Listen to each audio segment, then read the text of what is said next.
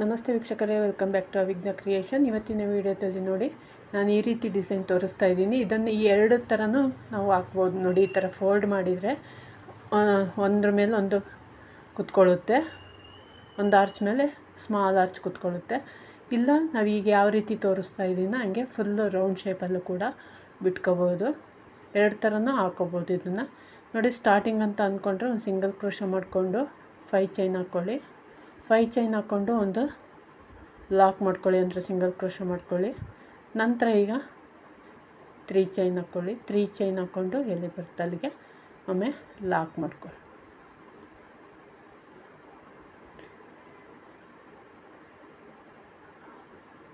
ಈಗ again 6 chain 1 1 2 3 4 5 6 chain ಹಾಕ್ಕೊಂಡು ಮಾಮೂಲಿ ಯಾವ ರೀತಿ ಮಾಡ್ತೀರೋ ಅದೇ ರೀತಿ ಲಾಕ್ ಮಾಡ್ಕೊಳ್ಳಿ.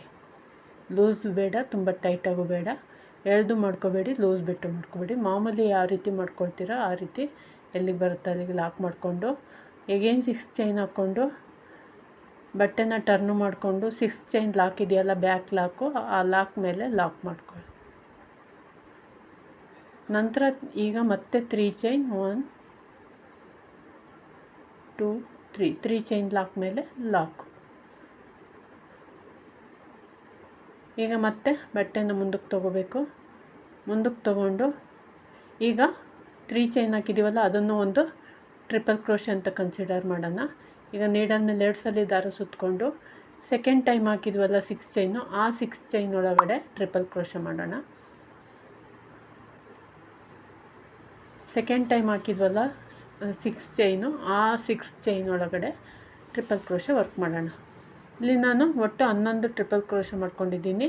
11 ಟ್ರಿಪಲ್ ಕ್ರೋಶೆ ಅಂದರೆ ಅಲ್ಲಿಗೆ ಸ್ಟಾರ್ಟಿಂಗ್ ಒಂದು 3 ಚೈನ್ ಹಾಕಿದ್ದೀವಲ್ಲ ಅದನ್ನು ಕನ್ಸಿಡರ್ ಮಾಡಿದರೆ 12 ಅಂತ, 12 ಕಂಬಗಳಂತ ಕನ್ಸಿಡರ್ ಮಾಡಿದ್ದೀನಿ. ನಿಮಗೆ ಇಷ್ಟೇ ಹಾಕೋಬೇಕು ಅಂತೇನಿಲ್ಲ. ಆರ್ಚ್ ದೊಡ್ಡದಾಗಿ ಬೇಕು ಅಂದರೆ ದೊಡ್ಡದಾಗಿ ಜಾಸ್ತಿ ಹಾಕ್ಕೊಳ್ಳಿ, ಇಲ್ಲ ಚಿಕ್ಕ ಪುಟ್ಟದಾಗಿ ಬೇಕು ಅಂದರೆ ನೀವು 6 ಚೈನ್ ಕಂಬ ಗ್ಯಾಪ್ ಮಾಡಿದ್ದೀವಲ್ಲ ಲೂಪು, ಅದನ್ನು ಕಡಿಮೆ ಮಾಡ್ಕೊಳ್ಳಿ. 5 ಚೈನು 4 ಚೈನ್ ಲೂಪ್ ಮಾಡಿಕೊಂಡು ಕಡಿಮೆ ಕೂಡ ಕಂಬಗಳನ್ನ ಮಾಡ್ಕೋಬೋದು.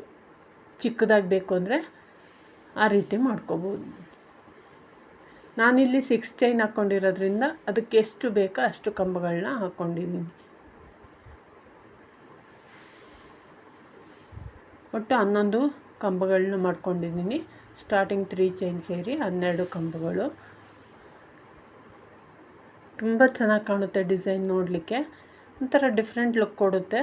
ಇದನ್ನು ಫೋಲ್ಡ್ ಮಾಡಿದರೆ ಒಂದು ಆರ್ಚ್ ಮೇಲೆ ಇನ್ನೊಂದು ಆರ್ಚು ಹಾಗೆ ಕುತ್ಕೊಳ್ಳುತ್ತೆ. ಇಲ್ಲ ಅಂದರೆ ಈ ರೀತಿಯೇ ಬಿಟ್ಟರೆ ಇದು ಮೇಲೊಂದು ಆರ್ಚು ಕೆಳಗೊಂದು ಆರ್ಚು ಬರುತ್ತೆ ರೌಂಡ್ ಶೇಪಲ್ಲಿ ನೋಡಿ. ಈಗ 11 ಕಂಬಗಳಾದಮೇಲೆ ಎಲ್ಲಿ ಬರುತ್ತೆ ಅಲ್ಲಿಗೆ ಲಾಕ್ ಮಾಡ್ಕೊಳ್ಳೋಣ. ಬಟ್ಟೆಗೆ ಒಂದು 2 ಚೈನ್ನಷ್ಟು ಗ್ಯಾಪ್ ಬಿಟ್ಟು ಲಾಕ್ ಮಾಡ್ಕೊಳ್ಳಿ ಈ ರೀತಿ. ಈಗ ಮೇಲಿಂದು 6 ಚೈನ್ ಇದೆಯಲ್ಲ ಅದಕ್ಕೆ ಈ ರೀತಿ ಟರ್ನ್ ಮಾಡಿಕೊಂಡು ಅದಕ್ಕೆ ಸಿಂಗಲ್ ಕ್ರೋಶೆ ಡಬಲ್ ಕ್ರೋಶೆ ಮಾಡ್ಕೊಳ್ಳೋಣ ನೋಡಿ. ನೀಡಲ್ ಮೇಲೆ ದಾರ ಸುತ್ಕೋಬೇಕು. ಒಂದು ಸಲ ಆ ಲೂಪ್ ಒಳಗಡೆ ನೀಡಲಾಗಿ ದಾರ ತೊಗೊಬಂದು ನೀಡಲ್ ಮೇಲಿರೋ ದಾರನ ಎಡನ್ನ ಒಂದು ಮಾಡ್ಕೋಬೇಕು. ಒಂದು ಕಂಬ ಆಯಿತು, 2 ಕಂಬ, 3,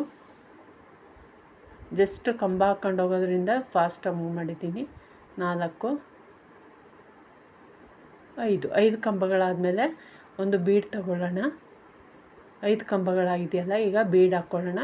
ಇದು ಕೆಳಗಡೆ ಹಾಕಿದ್ದೀನಲ್ಲ ಆರ್ಚಿಗೆ, ಅದಕ್ಕಿಂತ ಒಂದು ಸ್ವಲ್ಪ ಬಿಗ್ ಸೈಜ್ ಬೀಡ್ ತೊಗೊಂಡಿದ್ದೀನಿ. ಬೀಡ್ ತೊಗೊಂಡು ಬೀಡ್ ಹಾಕ್ಕೊಂಡು ಅದನ್ನು ಸೇರಿಸಿ ಕಂಬ ಮಾಡ್ಕೊಳ್ಳೋಣ. ಈ ಕಂಬನ ಸೆಂಟ್ರಲ್ಲಿ ಬಿಟ್ಕೊಳ್ಳೋಣ. 6th ಕಂಬನ ಇದಲ್ದಲ್ಲೇ ಮತ್ತೆ ನಾವು 5 ಕಂಬಗಳನ್ನ ಹಾಕ್ಕೊಳ್ಳೋಣ. 1 2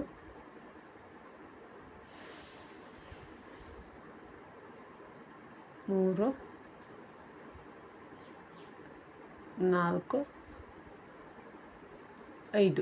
5 ಕಂಬಗಳಾದ್ವೀಗ ಒಂದು ಬೀಡು ಲೆಫ್ಟ್ ಸೈಡು ಮತ್ತು ರೈಟ್ ಸೈಡು 5 ಕಂಬಗಳು ಬೀಡ್ ಹಾಕಿರೋದು ಸೇರಿದರೆ 11 ಕಂಬಗಳಾಗುತ್ತೆ. ಈಗ ನೋಡಿ ಅಲ್ಲಿ ಲಾಕ್ ಇದೆಯಲ್ಲ 6 ಚೈನ್ ಲಾಕು, ಅದಕ್ಕೆ ನೀಡಲ್ ಹಾಕಿ ಒಂದು ಸ್ಲಿಪ್ ನಾಟ್ ತೊಗೊಳ್ಳೋಣ.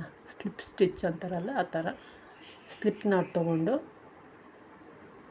ಈಗ ಡಿಸೈನ್ನ ಫಸ್ಟ್ ಟ್ರಿಪಲ್ ಕ್ರೋಶ ಮಾಡಿದ್ದೀವಲ್ಲ ಆ ಕಡೆ ತೊಗೊಳ್ಳೋಣ. ಆ ಕಡೆ ತೊಗೊಂಡು ಟ್ರಿಪಲ್ ಕ್ರೋಶ ಕಂಬದ 3 ಚೈನ್ ಗ್ಯಾಪ್ ಇರುತ್ತೆ ನೋಡಿ, ಅಲ್ಲಿಗೆ ಒಂದು ಸಿಂಗಲ್ ಕ್ರೋಶ ಮಾಡ್ಕೊಳ್ಳೋಣ. 3 ಚೈನು ಮತ್ತು ಟ್ರಿಪಲ್ ಕ್ರೋಶ ಕಂಬದ ಮಧ್ಯೆ ಒಂದು ಗ್ಯಾಪ್ ಇರುತ್ತಲ್ಲ, ಅಲ್ಲಿಗೆ ಒಂದು ಸಿಂಗಲ್ ಕ್ರೋಶ ಮಾಡಿಕೊಂಡು ನಂತರ ಈಗ ದಾರ ಮೇಲ್ ಮಾಡಿಕೊಂಡು ಬೀಡ್ ಹಾಕ್ಕೊಳ್ಳೋಣ.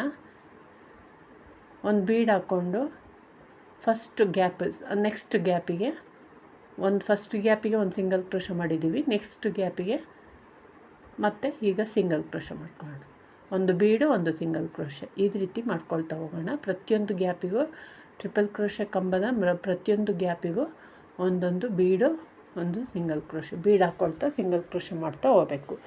ಸ್ಟಾರ್ಟಿಂಗಲ್ಲಿ ಒಂದು ಸಿಂಗಲ್ ಕ್ರೋಶ ಹಾಗೆ ಮಾಡ್ಕೊಂಡಿದ್ದೀವಿ, ಎಂಡಿಂಗಲ್ಲೂ ಕೂಡ ಒಂದು ಸಿಂಗಲ್ ಕ್ರೋಶ ಹಾಗೆ ಮಾಡಿಕೊಂಡ್ರೆ ಒಟ್ಟು 12 ಕಂಬ ಹಾಕ್ಕೊಂಡಿದ್ದೀವಲ್ಲ ಅದಕ್ಕೆ 10 ಬೀಡ್ ಬರ್ತವೆ.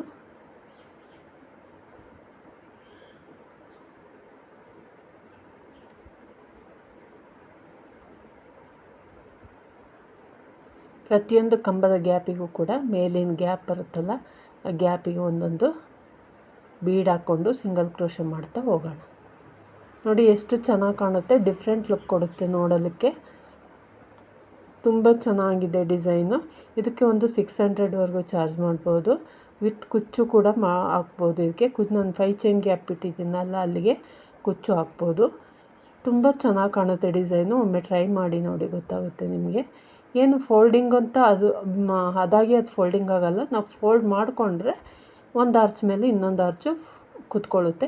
ಹಾಗೆ ಒಂದು ಆರ್ಚ್ ಮೇಲೆ ಇನ್ನೊಂದು ಆರ್ಚ್ ಕುತ್ಕೋಬೇಕು ಅಂದರೆ ಡಿಸೈನ್ ಕಂಪ್ಲೀಟ್ ಆದಮೇಲೆ ಹಾಗೆ ಮೇಲೆ ಒಂದು ಸ್ವಲ್ಪ ಐರನ್ ಮಾಡಿಬಿಟ್ರೆ ನೀಟಾಗಿ ಅದ್ರ ಮೇಲೆ ಹಂಗೆ ಕುತ್ಕೊಳ್ಳುತ್ತೆ.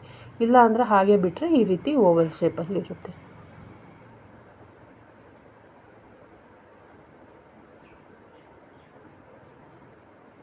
ನೋಡಿ 10 ಬೀಡ್ ಬರುತ್ತೆ. ಒಟ್ಟು 10 ಬೀಡನ್ನು ಹಾಕ್ಕೊಂಡು ಲಾಸ್ಟ್ ಬೀಡ್ ಇದು.